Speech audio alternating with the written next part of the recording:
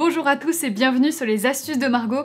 Aujourd'hui, je vais vous parler de ces habitudes que j'ai prises depuis quelques mois et qui ont changé ma vie. Tout ce dont je vais vous parler me permet d'être moins stressée, de mieux dormir, d'être plus organisée, de garder mes objectifs bien en tête et du coup de mieux réussir à les atteindre, mais aussi de façon un peu plus générale et pas si simple que ça à décrire, d'être plus heureuse. Tout simplement. Ce que j'essaie de faire avec cette chaîne, c'est de vous donner un maximum de clés, de conseils, d'astuces, de retours d'expérience personnelle pour vous permettre d'atteindre vos objectifs, d'être plus heureux, plus épanoui dans votre vie. Du coup, pour que vous vous sentiez mieux, j'essaie de vous proposer un maximum d'options, comme ça vous avez le choix. Mais évidemment, ça veut en aucun cas dire que vous devez tout mettre en place. Toutes les astuces que je vais mentionner dans la suite de cette vidéo peuvent changer votre vie. Maintenant, c'est vrai qu'il y en a certaines qui prennent plus de temps que d'autres, qui sont plus faciles à mettre en place que d'autres. Donc à vous de choisir en fonction de vos possibilités. Dans tous les cas, je vais vous dire ce que j'ai fait et les conséquences. Allez, c'est parti pour 7 habitudes qui m'ont changé la vie. En mieux.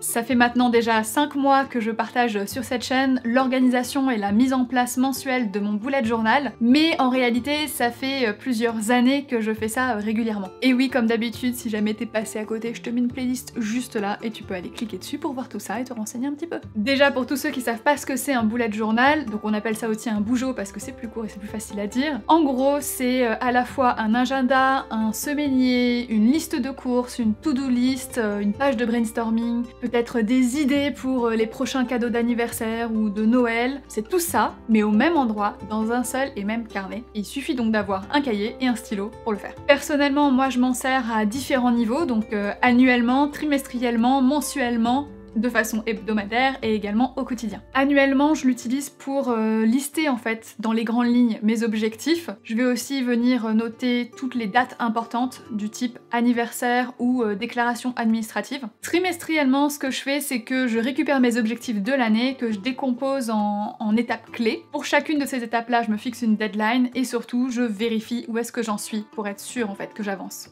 et que j'oublie pas des trucs en chemin. Mensuellement, c'est ce que vous me voyez préparer en vidéo. Là, ce que je fais, c'est que je note tous mes rendez-vous du mois, toutes les dates importantes, les éventuelles deadlines, des dossiers à préparer, mes idées de vidéos pour le mois, les éventuels concours que j'organise sur Instagram. Enfin, voilà, toutes les notions les plus importantes du mois sont mises en valeur à ce moment-là. Ensuite, hebdomadairement, pareil, vous me voyez le préparer en vidéo. Là, je prépare du coup ma semaine et je viens décomposer mes objectifs du mois en sous-étapes, en mini-étapes, beaucoup plus simples en fait à accomplir que si je prenais la tâche dans son ensemble. Par exemple, si l'objectif du mois c'est de préparer mes prochaines vacances, je vais pas me dire voilà, prépare tes prochaines vacances. Je vais décomposer ça chaque semaine. Je vais avoir par exemple faire une recherche sur la destination en fonction de mon budget et de ce que je recherche. Ensuite, je vais avoir trouvé le moyen de locomotion et l'hébergement, et puis par exemple trouver les activités sur place et pré-réserver des billets coupe-fil. Et au quotidien, mon bougeot, c'est là qui devient encore plus essentiel parce qu'il permet de pas me noyer dans des tâches qui n'ont pas vraiment d'importance, genre de me retrouver écrasée sous le poids des emails qui ne servent pas forcément à grand chose, et d'oublier quelque chose de vraiment important pour le coup, genre faire ma comptabilité, tu vois, ou tout simplement de racheter du dentifrice. Ça fait aussi partie des to-do list quotidiennes, il n'y a pas que les trucs du travail, il y a aussi les trucs perso. Moi j'aime vous montrer les dessins que j'intègre à mon bullet journal, la thématique que j'ai choisie pour le mois, les couleurs que j'ai choisies également, mais dans le fond, mon bullet journal il me sert surtout à être plus sereine. Parce que du coup je sais exactement ce que j'ai à faire et pour quand, combien de temps je dispose, où est-ce que je vais et comment j'y vais. Comme tout est sur le papier, j'ai jamais plus eu cette petite voix qui me dit que j'ai peut-être zappé un truc d'important parce que dès que j'ai quelque chose qui arrive, je le note sur papier, donc je risque pas de l'oublier, je risque pas de passer à côté. Et rien que pour ça, je vous recommande de tester, même juste une semaine pour voir si ça correspond à vos besoins et si ça peut vraiment vous soulager. Je précise que un bougeot c'est aussi bien pour les hommes que pour les femmes, parce qu'on m'a quand même posé la question.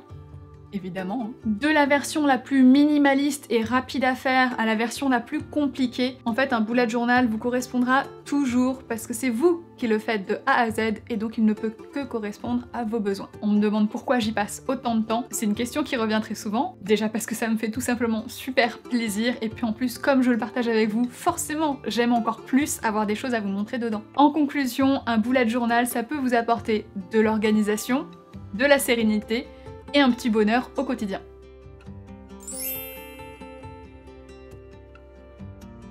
Depuis plusieurs années, je fais du yoga. Namasté. Mais depuis quelques mois, j'en fais tous les jours. Oui, ça me fait du bien. Physiquement, je n'ai plus mal ni au dos ni à la nuque. J'ai gagné en souplesse, je me suis gainée, j'ai gagné un petit peu de souffle parce que l'air de rien, il y a aussi des yogas qui peuvent être très dynamiques. J'ai clairement plus de force qu'avant, merci les chaturanga à répétition. Et, l'air de rien, j'ai perdu aussi un petit peu de poids sans même m'en rendre compte et sans faire aucun effort, puisque comme c'est un véritable plaisir, je ne me force pas à faire mes séances quotidiennes. Mais le yoga, c'est très loin d'être uniquement corporel, ça se passe aussi dans la tête. Une des conséquences que j'ai le plus remarqué, c'est que j'ai beaucoup plus confiance en moi qu'avant, parce que je pensais pas qu'un jour j'arriverais à tenir en équilibre pendant 1 minute, 2 minutes, 3 minutes, et ce, encore moins, les jambes croisées.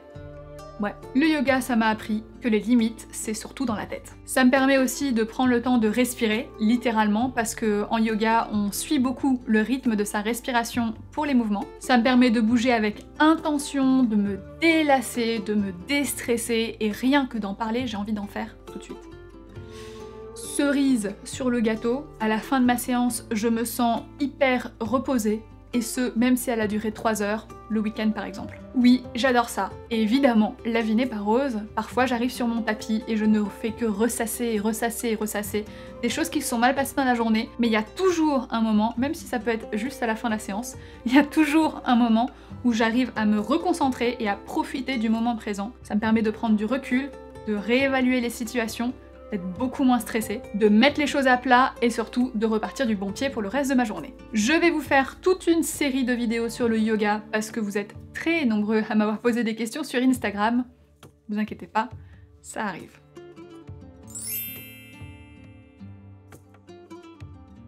J'ai remarqué ces derniers mois que j'étais beaucoup trop souvent enfermée. Comme je peux travailler depuis chez moi, c'était pas rare que je sorte pas du tout pendant 2, 3, 4 jours d'affilée. Sur le moment, je suis tellement prise, j'ai tellement de trucs à faire que je m'en rends pas du tout compte, mais en fait ça impacte quand même vraiment l'humeur. Et pas en positif, hein. Ça me rend plutôt grincheuse. Alors depuis quelques mois, depuis quelques mois, dès qu'il fait à peu près beau, c'est pour ça que je dis depuis quelques semaines, parce qu'il n'y a quand même pas eu un très beau temps ces derniers temps, voilà.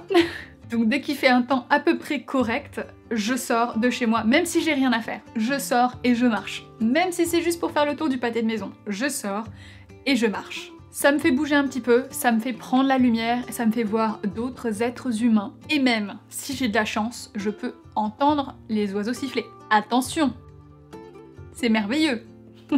En vrai, on est particulièrement exposé à de la déprime quand on manque de lumière, donc prendre le temps de sortir un petit peu, même si c'est juste pour faire le tour du pâté de maison, ça sera toujours positif. L'avantage, c'est que c'est rapide, très simple à mettre en place et complètement gratuit. Pour faire un petit lien avec le point précédent, quand je vais faire mon yoga en studio, j'y vais à pied alors que je pourrais y aller en transport en commun. Oh ouais, je fais des combos.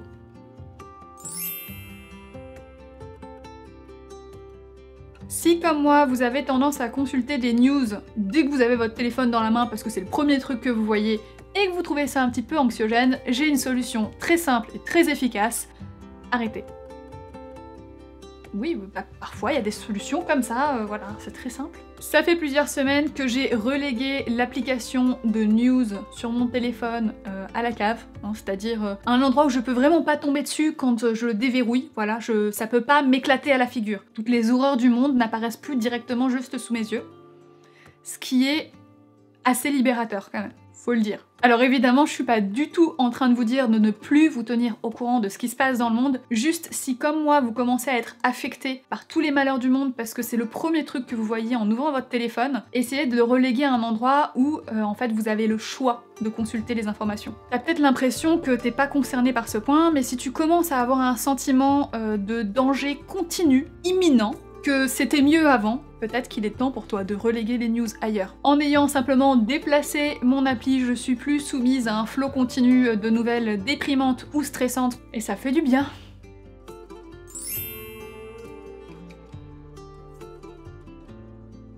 J'ai toujours aimé lire, mais entre Facebook, Twitter, Instagram, Snapchat, YouTube, ben j'avais plus le temps. Jusqu'au jour merveilleux où j'ai décidé d'arrêter de scroller sans limite. Maintenant, je me fixe une heure, et arrivé à cette heure-là, j'arrête. Et c'est magique parce que depuis, j'ai quand même trouvé le temps de dévorer 3547 pages.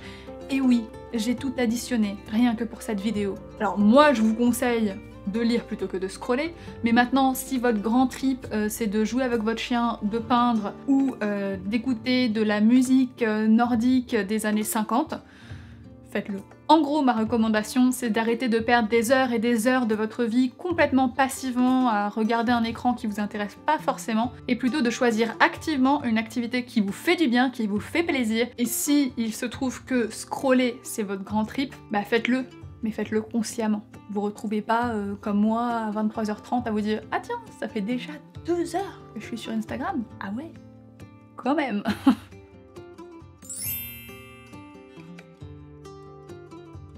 Prendre 3 minutes par jour pour apprécier 3 choses qu'on a fait dans sa journée, ça change la vie. Parce qu'on va apprendre à plus l'apprécier. Alors au début, vous pouvez mettre assez longtemps à trouver juste ces 3 choses, mais avec le temps, ça devient de plus en plus rapide, un véritable réflexe. Petit exemple, je suis reconnaissante aujourd'hui d'avoir le temps de vous tourner cette vidéo pour partager des informations avec vous.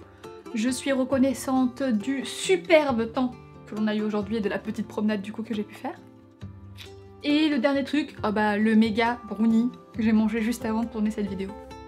Ah, il était pas mal du tout. C'est vraiment pas quelque chose de compliqué, c'est gratuit, ça prend pas beaucoup de temps, et éprouver un petit peu de gratitude, ça permet de se concentrer sur le positif de sa vie, plutôt que sur les petits points négatifs qui peuvent venir l'encombrer.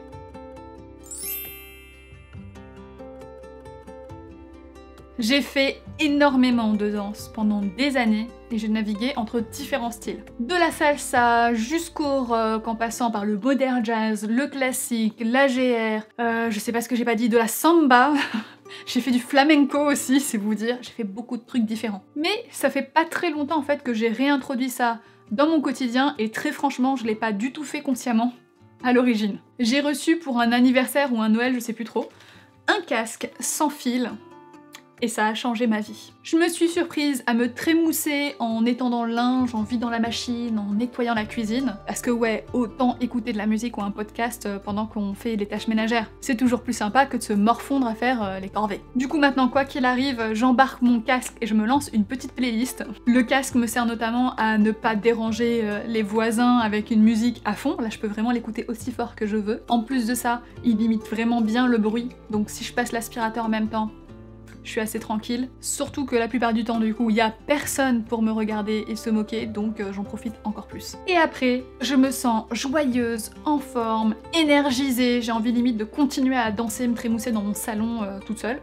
Parce que bouger, c'est prouvé, ça fait du bien, pas que physiquement, mentalement aussi. Donc je vous conseille d'essayer. Même si vous savez pas danser, que vous vous sentez ridicule, de toute façon je pense qu'avec ce que je vous montre dans cette vidéo, vous allez tous pouvoir rigoler un bon coup et après on va se trémousser comme des fous. Merci beaucoup pour votre temps, trouvez ce qui vous fait vibrer, ce qui vous fait plaisir, ce qui vous rend heureux. Moi je vous retrouve quoi qu'il arrive la semaine prochaine dans une nouvelle vidéo. Pensez à vous abonner, à activer la cloche pour ne rien louper. Apparemment c'est devenu en fait indispensable sur YouTube. Me demandez pas, je préférais le système d'avant. Et moi je vous dis à bientôt dans la prochaine vidéo, mais surtout, soyez heureux!